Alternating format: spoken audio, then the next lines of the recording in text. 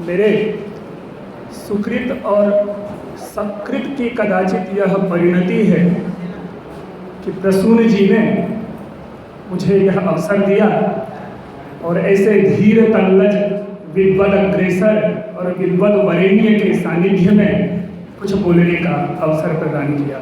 बहुत बहुत धन्यवाद प्रसून जी। मैं बहुत ये तो नहीं कहूँगा कि संस्कृत का जानकार हूँ या कालिदास का विशेषज्ञ हूँ, लेकिन जैसा मैंने कल कहा था, बल्कि एक पंक्ति याद आती है फिल्म शोर की कि पानी रे पानी तेरा रंग कैसा, जिसमें मिला दो उस जैसा। कदाचित मैं उसी पानी की तरह कालिदास को समझता रहा हूँ कि जिस व्यक्ति ने जिस रूप में कालिदास को देखा, वो व्यक्ति उसी रूप में कालिदास को समझने लगे। मैं भी उसी एक समझने वाले में से हूँ। मैंने कभी बचपन में एक मूवी देखी थी, राजश्री प्रोडक्शन का था, ताराचंद बड़जात्या की मूवी थी, नाम सुनेंगे सभी जानेंगे, गीत गाता चल। उसमें सचिन की भूमिका को देखने के बाद से ही मेरे मन में यह एक निष्कर्ष सा बन गया था कि वो सचिन कोई और नहीं बल्कि महाकवि कालिदास हैं, जिन्होंने गाना गाया कि धरती मेरी माता पिता आसमान। सब जगह हम लोग ये पढ़ते रहे हैं कि यायावरी थे, उनका कोई एक स्थल नहीं, एक जगह नहीं। जिस किसी भी देश प्रदेश की प्रति छवि देखनी हो, वे महाकवि कालिदास में हम प्राप्त करते हैं। कुछ इन्हीं विषयों के संयोजन और समायोजन के आधार पर मैंने अपना आज का विषय लिया है। हम सब लोगों ने कालिदास के काव्यों में नारी को देखा है, कालिदास के काव्यों में नारी को देखा है। मैंने कालिदास के काव्यों में जो नारी है, उस नारी रूप का कालिदास के ऊपर क्या प्रभाव है, हमने उसको जानने का प्रयास किया है। और उसी का मैंने दो निष्कर्ष कल बताया था स्टेज से, मंच से, कि कदाचित कालिदास अनाथ होंगे। मैं पुनः ये कह दूँ, सम्माननीय प्रोफेसर सतीश चंद्र झा जी ने बड़े अच्छे शब्दों में उस अनाथत्व की रक्षा की थी। मैं भी उस तर्क से सहमत हूँ। मैं केवल ये दर्शाने का, ये जानने का प्रयास करता हूँ कि कालिदास के काव्यों में क्या क्या बातें छूट गई है और वो बातें छूटी क्यों है, उसके छूटने के कारण क्या रहे होंगे। तो मैंने उनको पकड़ा है और उसी कारणों के अनुसंधान के उपरांत मैंने ये बताने की कोशिश की है कि कालिदास अपने मातृ जो वात्सल्य है उससे वंचित रहे होंगे और कदाचित महाकवि कालिदास संतति विहीन भी रहे होंगे। मैं उसके लिए जो अपनी बात है मैं आपके सामने प्रस्तुत कर रहा हूँ। मैं बड़ा ही एकदम सीमित समय है, 20 से 25 मिनट। श्याम जी अगर हो तो बता दीजिएगा, वैसे मैं समय का अनुपालक हूँ। जीवन, स्थान, कुल एवं गोत्र से सर्वथा अनभिज्ञात महाकवि की महानता व महनीयता में ऐसा क्या साधकतम कारक रहा है, यह अनुसंदेह है। इस समस्त संदर्भ में निसंदेह यह कहा जा सकता है कि महाकवि की समस्त सफलता के नेपथ्य में अवश्य ही कोई साधकतम, प्रबलतम, अभीष्टतम व प्रियतम कारक है। प्रश्न उठता है कि तमप भाव से युक्त वह साधक कौन है? माता, पिता, पत्नी, पुत्र, मित्र या कोई अन्य नारी या कोई अदृष्ट? प्रत्येक सृष्टि के पृष्ठ में एक व्यक्ति हुआ करता है और उस व्यक्ति के पृष्ठ में एक शक्ति। कालिदास इस शक्ति तथा शक्ति संपोषित प्रतिभा के विश्वसनीय प्रवक्ता रहे हैं। महाकवि इस शक्ति तथा शक्ति संपोषित प्रतिभा के सर्वाधिक प्रामाणिक प्रवर्तक रहे हैं। जिज्ञासा यह है कि यह शक्ति कौन है, उस प्रतिभा का संपोषण किस शक्ति ने किया। इनके काव्य में पिता, पुत्र एवं मित्र अतिथि अभिनेता की तरह हैं। दूसरे शब्दों में कहें कि उनके चारित्रिक स्वरूप का विस्तार नहीं हो पाया है। हम दो चार उद्धरण, प्लीज अगर आप लोग ऐसा करें तो अच्छी बात है कि फिर हम आप प्लीज़ जी, आप ही लोगों से हैं, है ना।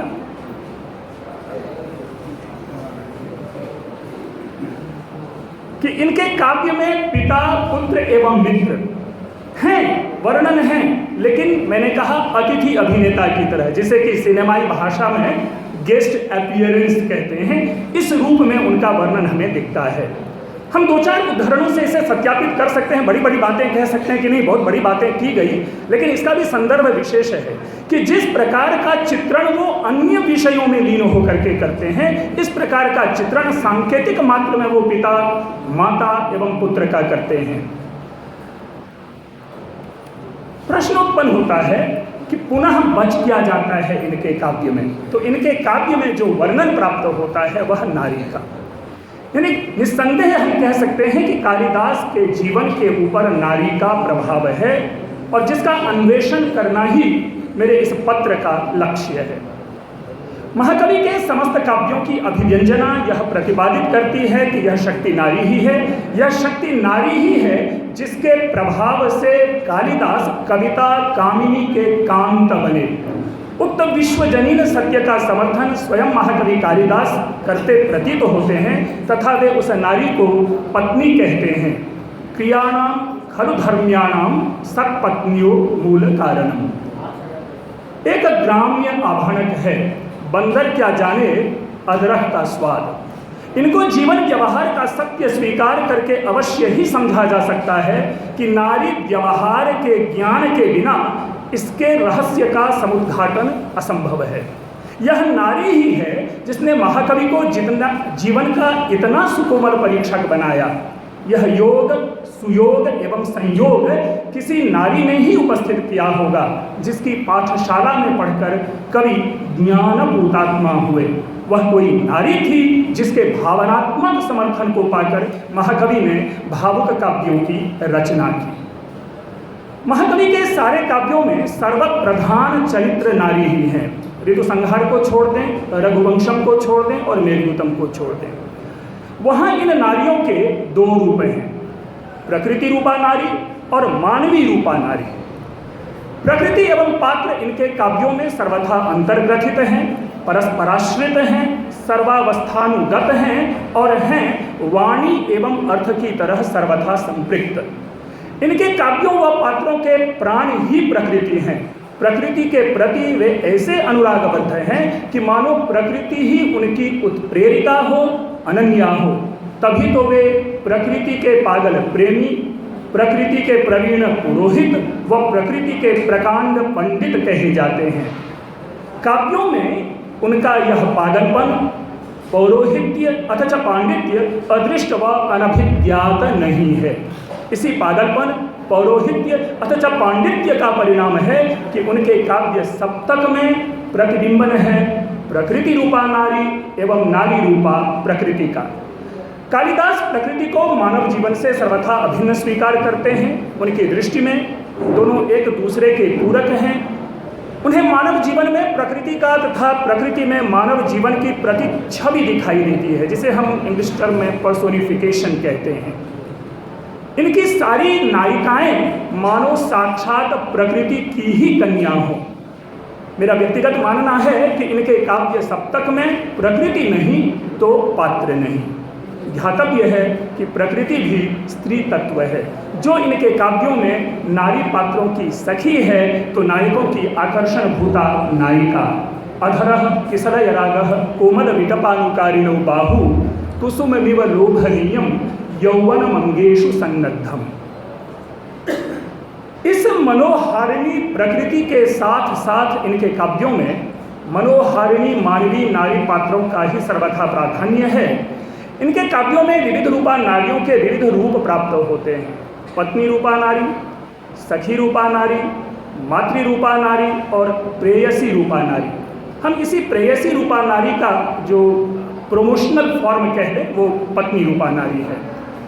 मातृ रूपा नारी का सांगोपांग वर्णन, चित्रण अथच दर्शन कालिदास के काव्यों में मानो सूचि भेद्य तम में खद्योत रश्मि से सूचिका का अन्वेषण हो, यानी अत्यंत दुष्कर है।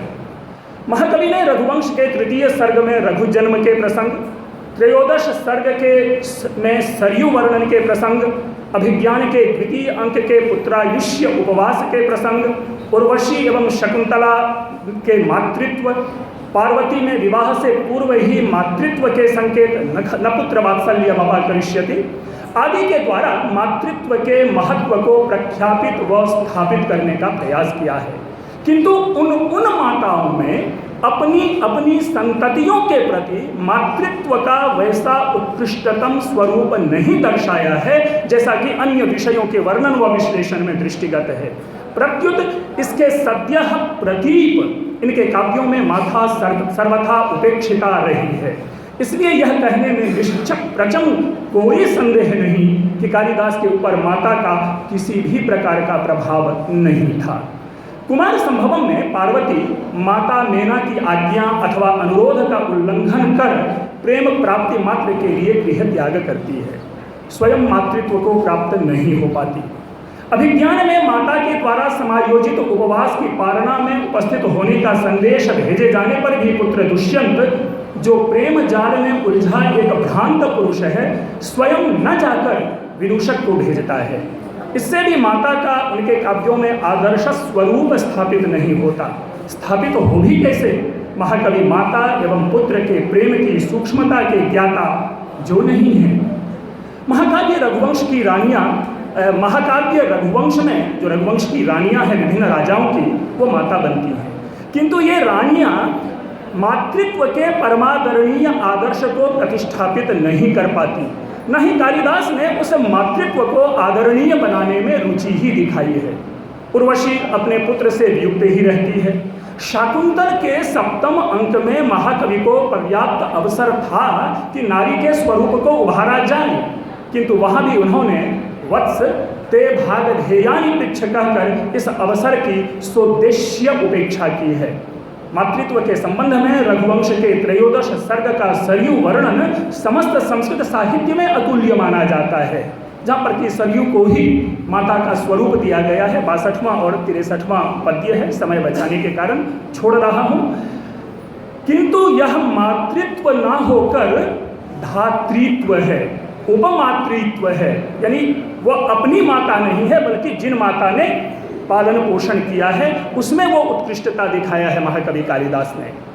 यहाँ भी एक सुंदर अवसर था जहाँ कौसल्या, सुमित्रा व कैकेयी के माध्यम से दाशरथियों के शैशव के ऊपर मातृत्व एवं वात्सल्य का आवरण डाला जा सकता था, लेकिन कवि ने अत्यंत सहजता से मातृत्व के सार के 2 पद्यों में ही खत्म कर दिया। कालिदास ने अपने काव्यों में गर्भवती नारियों का अत्यंत सुंदर एवं सजीव वर्णन किया है। गर्भवती रानी सुदक्षिणा को राजा दिलीप वैसी ही महत्वशालिनी समझते थे जैसे अमूल्य रत्नों से भरी पृथ्वी, अपने भीतर अग्नि छिपाए रखने वाला शमी का वृक्ष, या भीतर ही भीतर जल बहाने वाली सरस्वती नदी। निधान गर्भाविव सागराम्बराम शमी निवाभ्यंतर लीन पावकम नदी निवांतः सरिराम सरस्वती नृपः ससत्वाम महिषी ममन्यत। किंतु गर्भवती माता में सर्वोत्कृष्ट उपमाओं का सुंदर समन्वय करने वाले महाकवि रघु जन्म के उपरांत न केवल सुदक्षिणा को प्रत्युत सुदक्षिणा के मातृत्व को भी भूल जाते हैं। चिंतन की पराकाष्ठा तो तब दिखाई देती है जब पुत्र जन्मोत्सव के बाद पति पत्नी के अनन्य भाव की स्थापना में तो कवि निरत नहीं रहते, पिता के पुत्र वात्सल्य का चित्रण करते माता एवं पुत्र के वात्सल्य की अत्यंत सहजता से उपेक्षा कर जाते हैं। महाकवि के समस्त काव्यों का सर्वाधिक दुश्चिंत्य पक्ष यह है कि जहाँ जहाँ मातृत्व की आवश्यकता हुई वहाँ वहाँ उन्होंने उसकी उपेक्षा की, किंतु जहाँ जहाँ उपमातृत्व का उल्लेख हुआ यानी अपनी माता नहीं होना, वहाँ वहाँ वात्सल्य के सारे उपमानों को उड़ेल दिया। एकतः सरयू वर्णन के क्रम में मातृत्व वर्णन की मैंने चर्चा की, अपरतः कार्तिकेय की प्राप्ति के उपरांत पार्वती में मातृत्व का जो समर्पण है, पार्वती में वात्सल्य का जो छलकाव है, पार्वती में जिस अनूठे एवं असीम प्रेम प्रवाह का उद्रेक है, मातृत्व का वैसा चिंतन अन्यत्र सर्वथा दुर्लभ है। मैं दोबारा कह रहा हूँ कि कार्तिकेय के जन्म के उपरांत पार्वती में जिस मातृत्व की पराकाष्ठा का वर्णन है वो अन्यत्र दुर्लभ है, लेकिन यह मातृत्व नहीं उपमातृत्व है। कार्तिकेय पार्वती का पुत्र नहीं है। उपमातृत्व विषयक ऐसी कमनीय व मनोहारी कल्पना का सर्जक स्वानुभूति का स्वाद वाला ही कोई हो सकता है। वात्सल्य के इस गांधीर्य का मापक कोई गजधर ही हो सकता है, और वह गजधर कोई और नहीं, स्वानुभूति का स्वाद वाला वह कोई और नहीं, बल्कि केवल और केवल उपमातृपोषित मातृविरहित कवि कालिदास ही हो सकता है, क्योंकि उन्होंने केवल उपमाताओं का ही सानिध्य प्राप्त किया है। ध्यातव्य है कि पार्वती भी उपमाता है। भाव यह है कि महाकवि की कृतियों में माता के प्रति जो उदात्त विचार प्रकट नहीं हो पाया, इससे तो यह निष्कर्ष अवश्य ही निकाला जा सकता है कि महाकवि के जीवन में उनकी महनीयता के पीछे मातृशक्ति का वह योगदान नहीं रहा होगा जैसी अपेक्षा होती है, जैसा उल्लेख विविध साहित्य में प्राप्त होता है, अथवा जैसी मातृत्व के विषय में मानव मात्र की अनुभूति होती है। या ऐसा कहें कि महाकवि के अपने जीवन में उस नारी के ममत्व व वात्सल्य का साक्षात्कार नहीं किया होगा जिसके सम्मान में कवि समवाय सस्वर गान करते हैं कि सब देव देवियां एक ओर, माँ मेरी तुम एक ओर।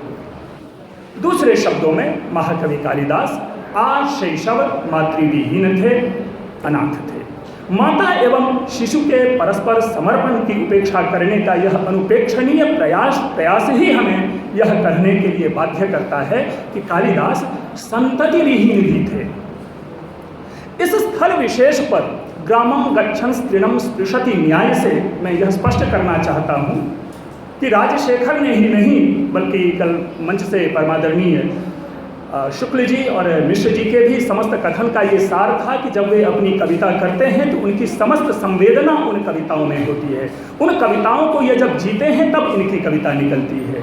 राजशेखर ने भी कहा है काव्य मीमांसा के 10वें अध्याय में कि जैसा कवि का स्वभाव होगा वैसा ही कवि का काव्य भी होगा, जैसा चित्रकार होगा वैसा ही उसका चित्र भी होगा। स यत् स्वभावः कविः तदनुरूपं काव्यं यादृशाकारश्चित्रकारस्तादृशाकारमस्य चित्रमिति प्रायो वादः। इसी आधार पर यह समझा जाना चाहिए कि चूंकि महाकवि कालिदास ने अपनी बाल्यावस्था में माता का स्नेह सानिध्य प्राप्त नहीं किया, इसलिए इनके काव्यों में उनका तटस्थ व उत्कृष्ट वर्णन नहीं हो पाया, किंतु प्रकृति, प्रेम, प्रिया एवं पत्नी में लीन रहने वाले कवि के काव्यों में उनसे संबद्ध मनोभावना का अधिकाधिक व पूर्ण विस्तार हो पाया है। महाकवि कालिदास संतति विहीन थे, इनके लिए भी 2-4 तर्क देख लेते हैं।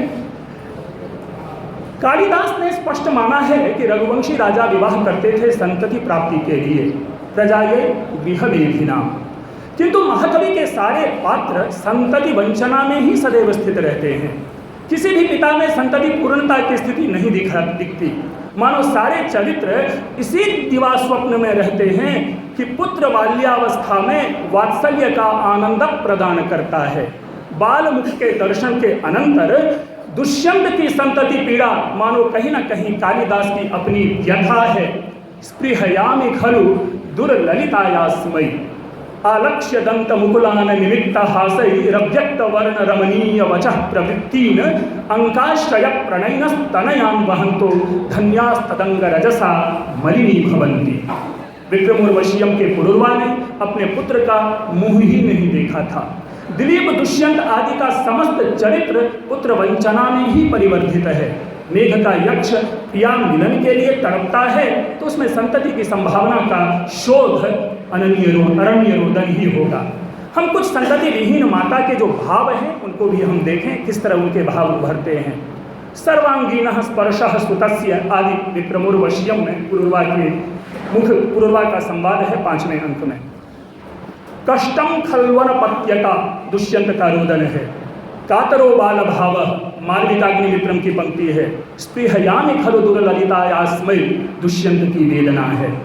तो इस प्रकार ये छोटे छोटे जो कुछ हमने नायकों में जिस प्रकार देखा है कि संतति के प्रति उनका बार बार मन दौड़ता है, मुझे लग रहा है कि कहीं ना कहीं वो महाकवि कालिदास की अपने भीतर की व्यथा है जो अपने संतति के मुंह को नहीं देख पाया है। अब हम नारी का जो समग्र प्रभाव है, जो अपना टाइटल है, मैं उसको 2 मिनट में समाप्त करता हूँ कि महाकवि के काव्यों में नारी का दूसरा रूप प्रेयसी का है। यही इनके काव्यों का प्रतिपाद्य प्रतीत होता है। इनकी प्रेयसियाँ सदैव गृहिणी पद को प्राप्त होती हैं। इंदुमती, पार्वती, यक्षिणी, मालविका, उर्वशी, शकुंतला आदि इनके उदाहरण हैं। यहाँ तक कि वे अपने समस्त काव्यों में सतत इन प्रेयसियों को गृहिणी पद दिलाने के लिए संघर्षशील दिखते हैं। ऐसा नहीं है कि वे आधुनिक तथाकथित नायकों की तरह अपनी प्रेयसियों का सर्वथा परित्याग कर देते हैं। उपेक्षिता, अवमानिता अथच परित्यक्ता एवं विश्व काव्य जगत की मनोराज्याधिकारी प्रियतमा शकुंतला को अधिकार अथच गृहिणी पद दिलाने के लिए ही मानो अभिज्ञान की सृष्टि की गई। कदाचित उनके नाट्य काव्यों का संदेश भी यही है कि प्रेयसी प्रेम पात्र मात्र नहीं, गृहिणी पद की भी अधिकारिणी है। ऋतुसंहार, मेघदूत एवं रघुवंश के अतिरिक्त, जैसे कि मैंने पहले ही सूचना दी थी, उनके प्रायः सारे काव्य नारी प्रधान हैं। मानो इसके माध्यम से वे ये कहते प्रतीत होते हैं कि मैं कालिदास अपने जीवन में उस नारी की महिमा को प्रख्यापित कर उनके प्रति काव्य कुसुमस्तवक समर्पित करता हूँ जिसने मेरे जीवन मार्ग को सर्वाधिक आलोकित किया है, अथवा इन काव्यों के द्वारा उसके प्रति अपनी कृतज्ञता ज्ञापित करता हूँ जिसने इस व्यक्तित्व के निर्माण में सर्वाधिक योगदान दिया है। इस काव्य के संदर्भ में, इस कथन के संदर्भ में यह विवेच्य है कि भारवी या माघ के काव्यों की विषय वस्तु यदि समकालीन राजनीति है तो कहीं न कहीं यह उनके व्यक्तित्व, स्वभाव एवं आत्मवृत्त की परिचायिका है, उसके जीवन वृत्त के अभिज्ञान का प्रमाण है। इसी प्रकार यदि कालिदास के काव्य में प्रकृति, प्रेम, प्रिया व पत्नी का चित्रण सर्वाधिक है तो यह उनके जीवन का ही प्रत्यभिज्ञान है।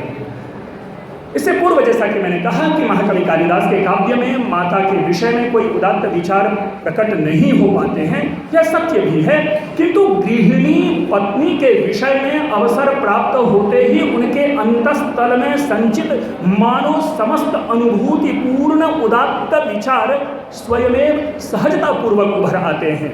उनकी तूलिका अनायास ही नेत्र निर्वाणक प्रदात्री प्रतिबिंब निर्मिति में रत हो जाती हैं।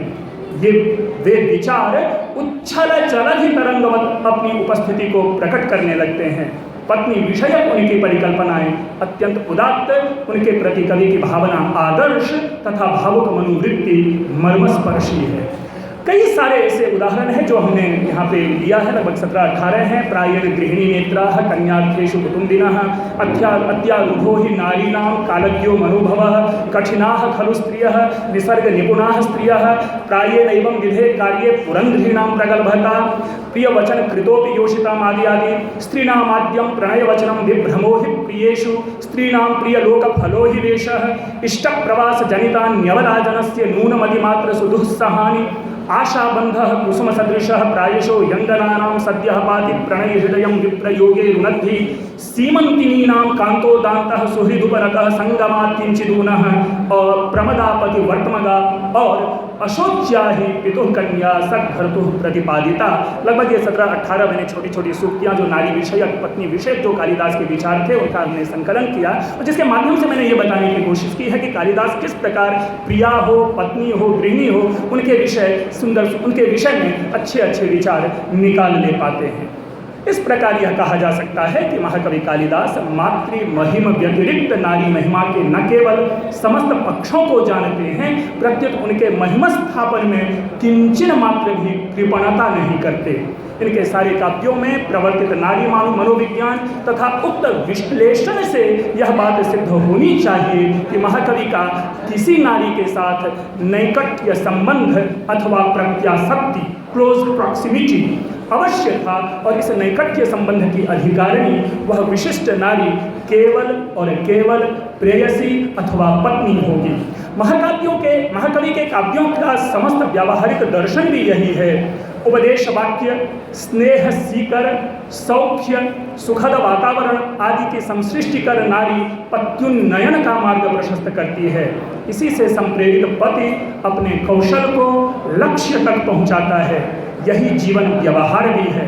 महाकवि इस सत्य एवं सत्य, तथ्य एवं कथ्य का सद्यः साक्षी रहे हैं। तभी तो उन्होंने उस महनीय सत्य की सृष्टि की है जो दाम्पत्य का सार है। गृहिणी सचिवः सखी मिथः प्रिय शिष्या ललिते कलाविधौ। धन्यवाद।